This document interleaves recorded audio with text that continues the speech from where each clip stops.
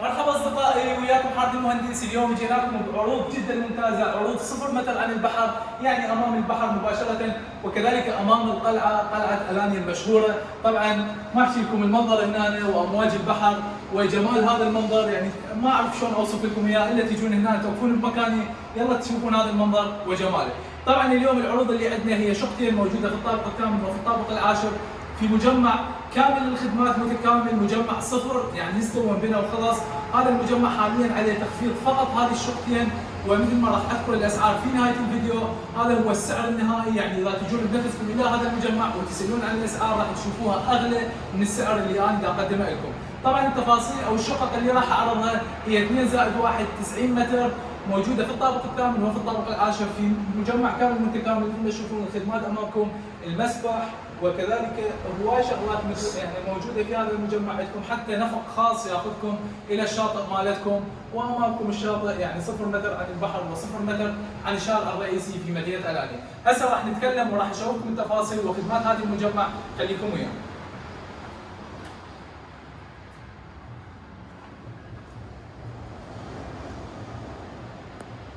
وهسه راح نشوفكم الخدمات الموجوده في هذا المجمع. طبعا هذا المكان كلش عجبنا نقعد فيه، اطفالكم يقدرون يقعدون هنا.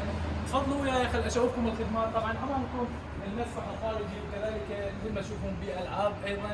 على يمينكم راح يكون الفتنس. خلينا نبلش بالبدايه بالفتنس وصاله البلياردو وبعدين نشوف باقي التفاصيل. تفضلوا ويانا هسه نشوفكم الفتنس. طبعا هنا على يمينكم تصير صاله الرشاقه مالتكم، تقدرون تستمتعون بها. طبعا هذه امامكم بها يعني الناس اللي يتمرنون مثلنا فراح يعجبهم هذا المكان، ما يحتاجون يروحون الجيم او الى اي مكان. هسه راح اشوفكم ايضا صاله البليارد وكذلك المنضده او الطاوله.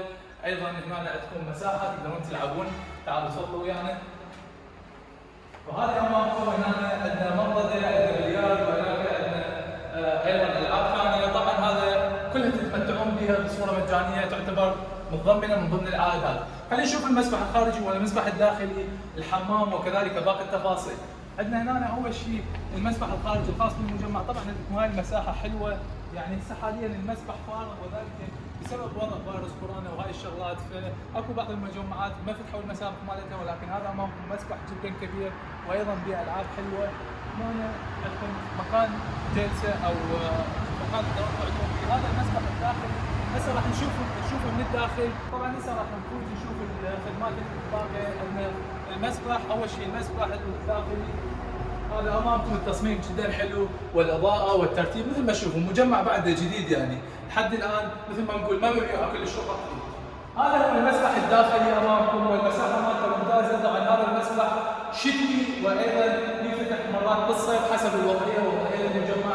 كذلك في مساحه جلوس تقدرون تقعدون بها. هسه راح نشوف باقي التفاصيل اللي موجوده هنا، واللي هي الحمام. عندنا الحمام التركي وكذلك غرفه الساونا والبخار. طبعا هنا عندكم ايضا مكان جلوس كلش حلو، وايضا التصميم امامكم مثل ما تشوفون تصميم رائع. هنا أول شيء عندنا غرف تحطون بها الاغراض مالتكم، لوكرات يعني تقدرون تحطون بها شغلاتكم الشخصيه من تدخلون غرفه الساونا حتى تامنون عليها. مع العلم انه هذا المجمع به سكيورتي عالي، فما راح يدخل اي شخص غريب لهذا المجمع. هنا اول شيء عندنا هو غرفه الساونا، الفحم، وايضا هنا عندنا غرفه او الحمام التركي امامكم. هذا هو الحمام التركي، ويعني مكان جدا حلو يبعد على الاسترخاء والراحه النفسيه. هسه راح نشوف باقي التفاصيل واشوفكم الشقق واشوفكم باقي تفاصيل هذا المجمع.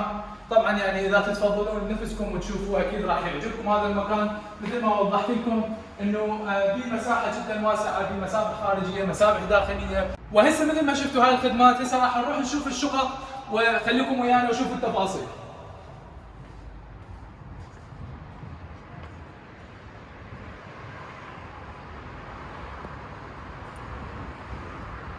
وهذه امامكم الشقه في الطابق الثامن. طبعا هذه اول شقه راح نعرض لكم في الطابق الثامن وكذلك في الطابق العاشر. هسه راح ندخل هاي الشقه نشوف تفاصيلها. طبعا المساحه الكليه هي 90 متر بهذا الديزاين اللي امامكم. يكون الصاله والمطبخ الامريكي على اليسار، والغرف هنا غرف النوم، ويكون الحمام على اليمين. اول ما نفوت طبعا على يمينكم راح يكون اكو السكيورتي وجهاز الحمايه الخاص بالشقه. كذلك يعني تقدرون مثلا تسمحون للناس يدخلوا لكم وتشوفون منو يجي عليكم وكذا شيء. هسه ندخل بالحمام. على يمينكم يكون الحمام، هذا امامكم المغسله والديزاين. طبعا الكواليتي المستعمله جدا ممتازه مثل ما تشوفون امامكم، الابواب كذلك السقوف الارضيه مالتها، وايضا هنا الشاور موجود هذا امامكم. طبعا هذا الحمام الخاص بالشقه. هنا عندكم مساحه تقدرون تحطون هنا خزانه ملابس صغيره، يعني ترتبون انتم حسب الشيء اللي تحبوه. هنا اول شيء امامكم غرفه النوم. طبعا امامكم هذا المنظر الرائع، منظر البحر. مثل ما تشوفون هسه من دا احكي الصوت ماكو اي صوت سيارات، هذا الشيء الحلو. هنا الشباك كاتم للصوت، وهذا امامكم هو البحر الابيض المتوسط. وهنا امامكم منظر القلعه، وكذلك يعني الشارع الرئيسي شارع الانيا هو هذا موجود امامكم. وهذا هو المجمع مالتكم، الخدمات مالتكم، المسبح مالتكم، وهاي التفاصيل. طبعا هاي مثل ما تشوفون المساحه هي هذه امامكم المبينه. خلينا نشوف الغرفه الثانيه. الغرفة الثانية طبعا امامكم، هذه الغرفة الثانية بها بالكون مشترك مع الصالة او الصالون. طبعا هذا البالكون مالتها، واللي اطلالته على البحر مباشرة. هذه الشقة 0 متر عن البحر، يعني هذا البحر امامكم الشارع الرئيسي. ومن هنا عندكم اصلا نفق خاص ياخذكم من البناء مالتكم للبحر للشاطئ بدون ما تعبرون الشارع اصلا. هنا امامكم هذا المنظر الجميل، منظر القلعة والبحر. وهاي من هاي الجهة ايضا عندكم منظر البحر والمنظر رائع. طبعا هذا هو المساحة الكلية للبالكون، بالكون ممتاز. خليني اشوفكم اياه من هذه الجهة، يعني بالكون جدا ممتاز. ماكو قدامكم اي بناء يغطي عليكم هذا المنظر الرائع. تقدرون هنا تحطون غرفة العفو ميز الطعام وتقعدون، او ميز الجلوس وتقعدون هنا تتونسون بهذا المنظر. طبعا هنا غروب الشمس يكون ممتاز. حاليا الشمس هنا، بس غروب الشمس راح يكون يم القلعة، فيكون بشكل جدا ممتاز. هسه راح نشوف الغرفة الصالون، الغرفة الرئيسية مع المطبخ الامريكي. طبعا هذه امامكم. هنا على اليسار مباشرة يكون المطبخ الامريكي. هذا امامكم، هنا تحطون الاحتياجات مالتكم. وهذه هي الصالة، وهذه هي مساحتها. مساحة كلية لهاي الشقة هي 90 متر. عندنا بالطابق الثامن اللي هي دا عرضها، وكذلك راح اعرض لكم شقة في الطابق العاشر بمنظر بعد احلى من هذا المنظر. طبعا هاي مثل ما تشوفون امامكم، يعني هنا القعدة مالتكم تصير امام هذا المنظر الرائع. يعني هاي القعده مالتكم هنا تصير كلش حلوه، يعني حتى ما تحتاجون انه تطلعون بالبالكون. من هنا ممكن تشوفون هذا البالكون او هذا المنظر الرائع. طبعا هنا كلها بها نظام انه الستائر تنزل كهربائيا، لانه هنا تكون الشمس قويه شويه بوقت الغروب، فتقدرون ايضا تسووها وتستمتعون بهذا المنظر. هسه راح نشوف الشقة الثانية اللي هي في الطابق العاشر، نفس تفاصيل هذه الشقة ولكن بمنظر يختلف قليلا. خليكم ويانا. راح نبلش بهذه طبعا بالطابق العاشر، الشقة 2+1، مساحة 90 متر. ومثل ما تشوفون امامكم الباب مالتها حتى الكواليتي مبينة مالتها ممتازة.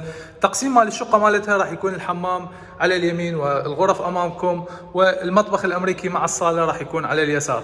نبلش هنا. طبعا عندكم بالبدايه هاي المساحه اللي تشوفوها امامكم، يعني تقدرون تسووها مثل الهول واي، تقدرون تحطون بها خزانه صغيره. طبعا على يمينكم ايضا السكيورتي، هذا تفتحون به الباب، كذلك تشوفون منو جاي عليكم ضيوف او يعني تحكون وياهم بالكاميرا. اول شيء راح نبلش به هو الحمام امامكم. هذه مثل ما تشوفون الاناره والترتيب مالته. الكواليتي مال هاي الشقة ممتاز، وايضا عمر البناء بعده 0، يعني مثل ما تشوفون شقة جديدة ما حد ساكن بيها. هذا الشاور الخاص فيها. نبلش هنا عندنا اول غرفة. طبعا الحلو بهاي الشقة انه تطل على منظر البحر وكذلك على منظر الجبل، يعني تشوفون المنظرين. الناس اللي يحبون منظر الجبل يقدرون يشوفون منظر الجبل. مثلا بهاي الغرفة امامكم نفتح هذا الشباك بهاي الطريقة، وتشوفون امامكم منظر الجبل. هذا ماكو اي شيء امامكم يسد المنظر، والجبل والغيوم امامكم. وايضا تقدرون تشوفون منظر البحر مثل ما راح اشوفكم هسه. طبعا هذه هي مساحة الغرفة واضحة امامكم. خلينا نروح نشوف الغرف الثانية. عندنا هذه ايضا غرفة النوم الثانية، تقدرون تسووا غرفة نوم اطفال او غرفة العاب او غرفة جلوس. هنا ايضا عندكم طبعا الحلو هنا الشبابيك تنفتح بهذه الطريقة، وكذلك تنفتح بهذه الطريقة. ومثل ما تشوفون ايضا المنظر منظر الجبل. وهسه نشوف غرفة الاستقبال او الصالة. طبعا هاي المساحة الكلية هي هذه امامكم، يعني مساحة ممتازة. مساحة الشقة الكلية هي 90 متر. هذه هي الصالة امامكم مع المطبخ الامريكي.